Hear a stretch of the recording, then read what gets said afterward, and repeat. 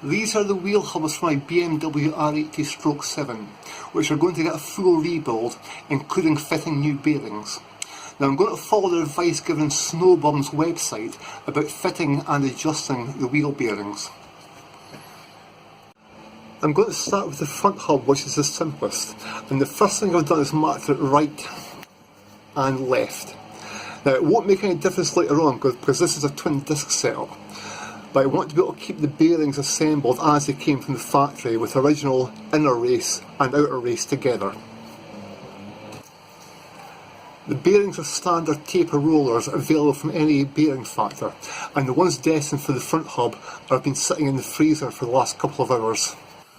I'm going to pop the hub on the gas for a little while, the idea being to bring up to about 100 degrees centigrade. The front hub is now nicely toasty.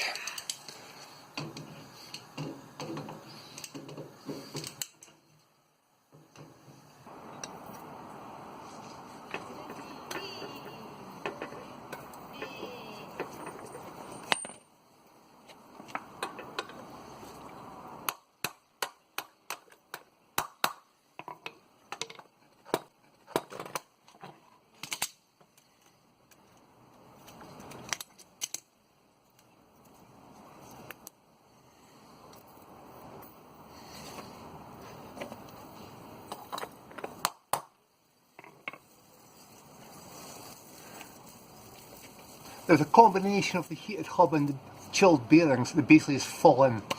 So I'm just going to keep giving a little tap occasionally until they cool down and seat properly. In accordance with the instructions given on Snowbum's website, I've machined up a steel sleeve which is 38mm or 1.5 inches in diameter, 9.2 cm long, and has a 17mm hole up the centre. I've also added a screw to attach a cord to, which we pull by spring balance to measure the resistance in the bearings. Now for this test, the bearings are oiled, they're not greased. So I've got this bearing, and using the marks I made earlier, I'm keeping the same inner race with its matching outer race. This is the main spacer. And these are the adjuster bands or wearing rings. Now these come in various sizes from 6.3 to 7.45mm wide. They're in increments of 0.05mm, which gives you 29 different sizes. Now they're the thick end of £4 each, so this could get quite expensive if you need to do a bit of experimenting. Then the other bearing, and made sleeve, washer and nut.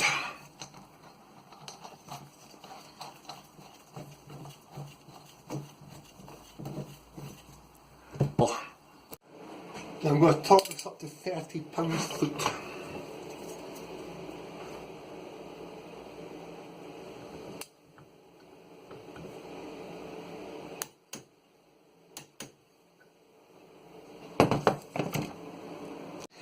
Now there's no point even trying to measure that because that's clearly far too tight. What I need is a thicker wearing ring. Rather than buying them, I'm going to machine them up with a piece of silver steel.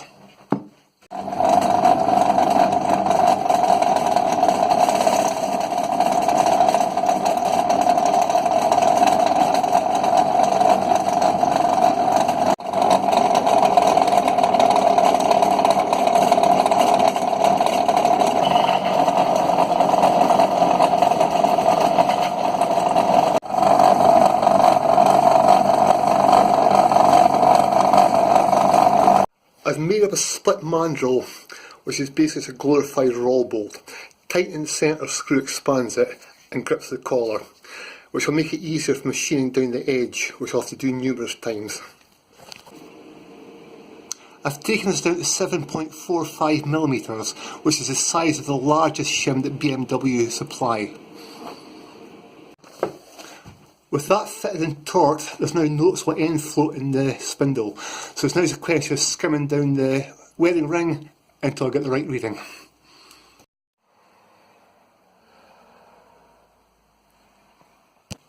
My wheel bearings are now adjusted. It wasn't practical to film it, and it would have been monumentally boring in any case. Now, what I did was I took my 7.45mm shim, took it down by 0.1mm, and then 0.05mm twice. That gave me some resistance to measure. Now, first of all, I found it much easier to use thin electrical wire than string.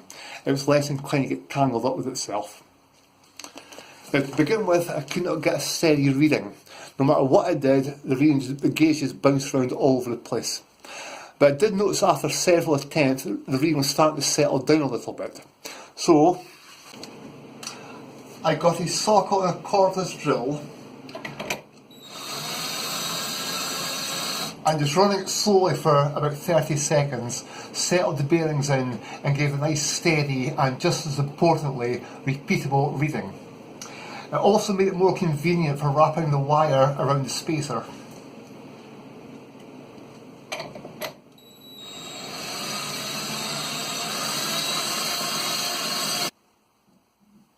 Now, even with that, there is a breakaway torque that causes the gauge to jump around initially, so you do need quite a long steady pull, which did take me a bit of practice.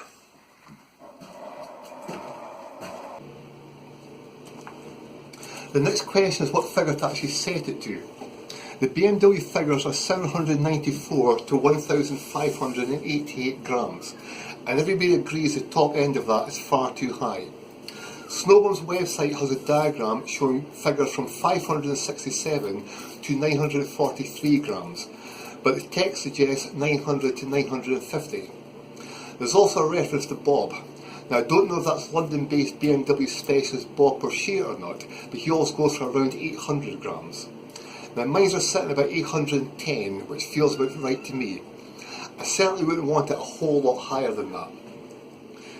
Very, very small changes in the size of the wedding ring make very big differences to the preload. Going from 725 to 810 grams to a change of less than 0.02mm.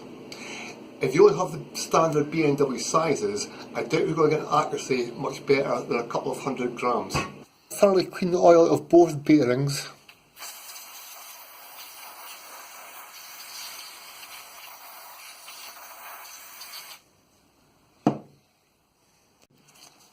Grease it thoroughly.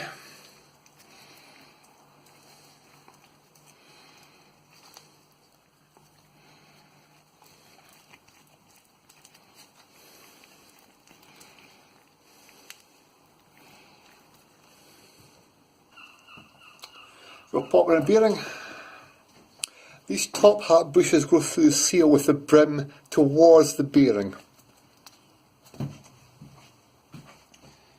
They should almost press in.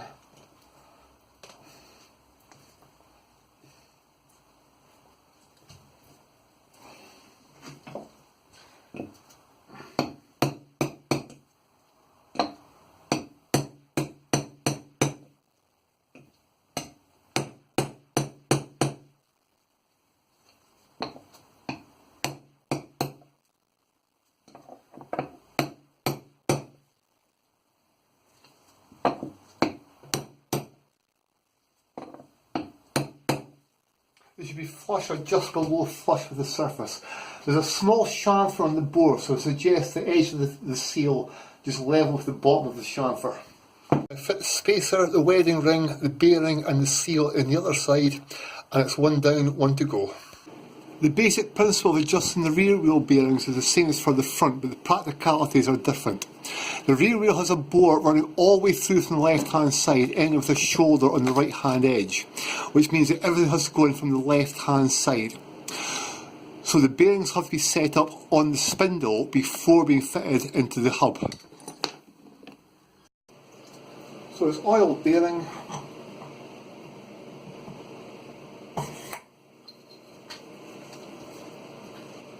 Inner sleeve with the wearing band recessed upwards. Outer sleeve, wearing band and oil bearing.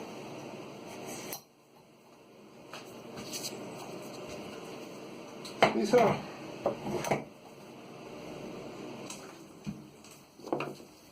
nut,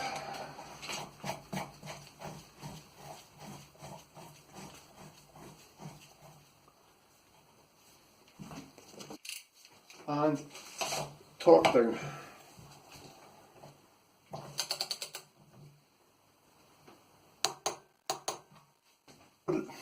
The reading for the rear bearings is taken on the spacer itself.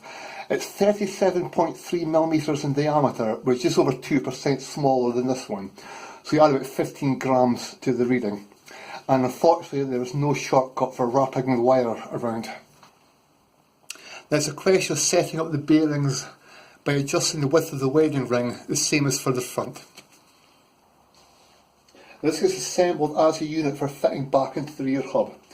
The narrower of the two seals with the narrower of the two top hat bushes goes on first, followed by a bearing,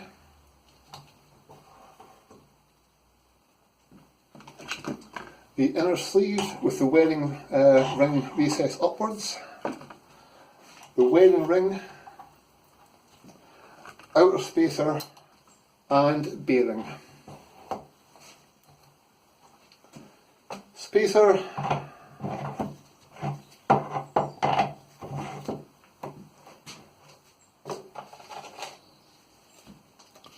and nut.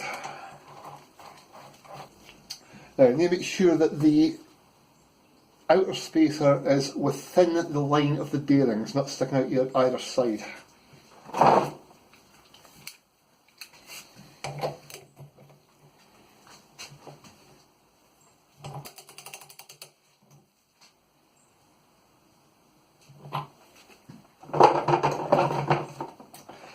And that now goes in the freezer for a couple of hours. I've brought the hub up to about 100 degrees centigrade.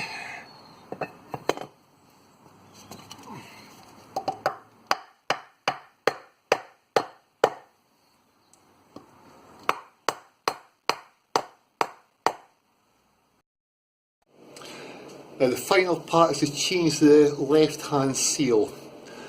The main reason I'm doing it this way is it's getting a bit late at night for hitting things with hammers.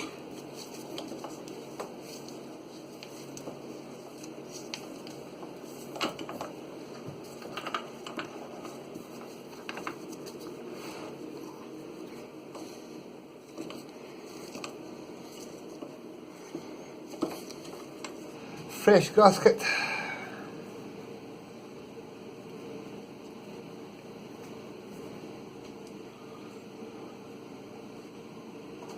Top hat spacer,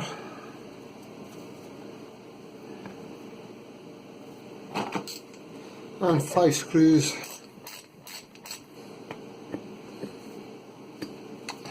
Job done. There must be many people out there who know far more about these things than I do. And if you're one of them, please do leave a comment. If you intend doing this job yourself, then I hope this video will be of some help.